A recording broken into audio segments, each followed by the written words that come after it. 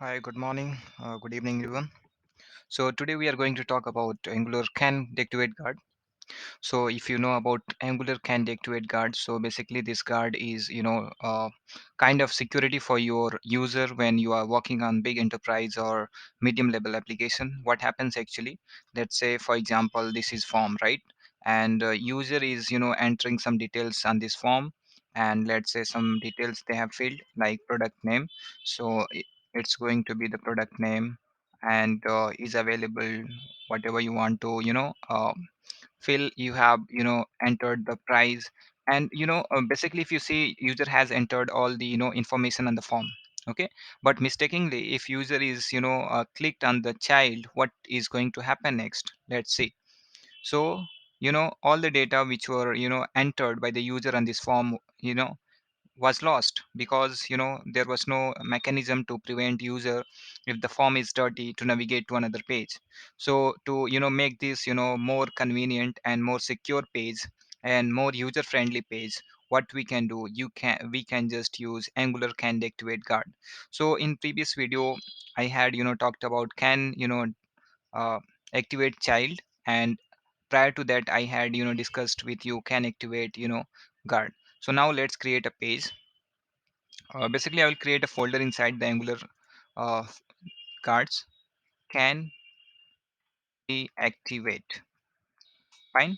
Now I'll use ng console. I will generate one, Angular guard, and I will name it can activate. Can deactivate. Okay.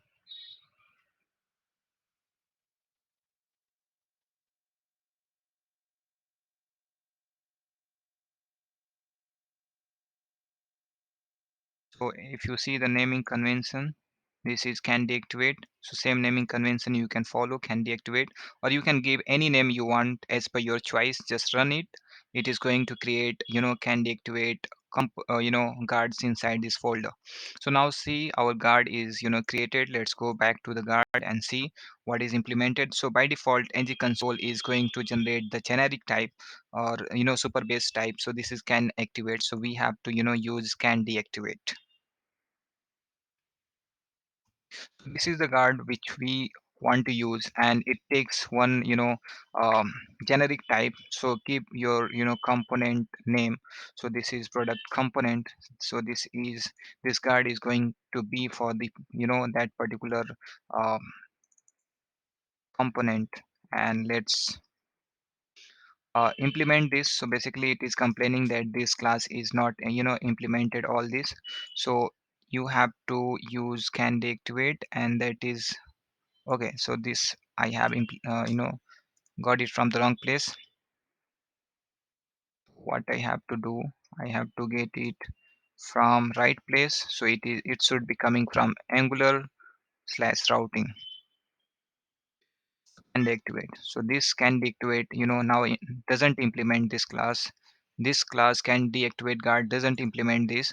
So implement this. Now you can see this is function which we have implemented, and we have to pass the product component. And how can we determine that whether the form is dirty or not? So this property, this inject dependency component is going to give you that control. If com if component dot form register form is dirty, it is basically a boolean type. So if it is dirty, then user has entered something over there. So you have to just you have to just slightly uh, go to the routing, and then just come back here and just complete your piece of code. I will just enter JavaScript confirm function, so that we can ask user, are you do you want to leave the page? If user confirms, then we have to see means what user has entered. So basically this returns true or false type of boolean. So we have to select if it is true, then return true, else it is false. Okay, now return this. Otherwise, if it is not dirty, then safely go and allow user to go to next router. So just copy this can activate guard, go to your routing, and there this is the this is the you know path where we want to apply. So apply can deactivate uh, property and assign it to our can deactivate guard. Just press control dot and you'll get IntelliSense and you can just import it safely. Now save it and go to your browser, and the page will be reloaded automatically because live listening is activated on Angular. So now let's enter something and enter the price. Now you see the moment I have entered data on this form, the form has became uh, dirty. So the moment I will try to navigate from uh, create to home, so you see, do you want to leave this page? Basically, this is coming from guard, and if you want to just confirm, so just press Control Shift I, and you will be you have to find can deactivate guards and just put a breakpoint.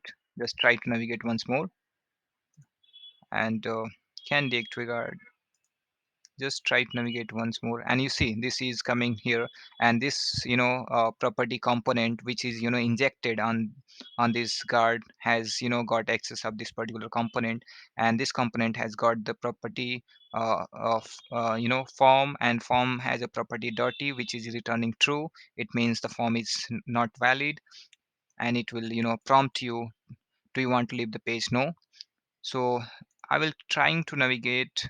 I'm just trying to navigate from one page to another, and you see how the behavior is going to happen. Now, Angular form is fully protected no matter what. If user is entering any data and mistakenly if he is creating on this page, it is asking, do you want to leave the page? If I'll click yes, now see, it the user is navigated to the page.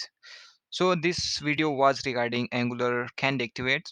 So basically, can deactivate guard is for the protection of the data on the user um, uh, machine.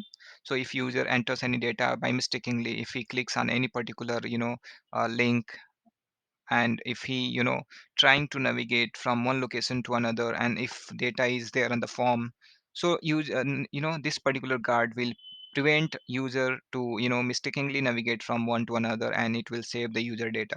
So if you see other properties are there, current route and the current state, so you can use this route to check in whether user is coming from uh, the form or which location, and based upon that what is the next URL, activated URL. So this you can just access next URL property, means where user wants to navigate.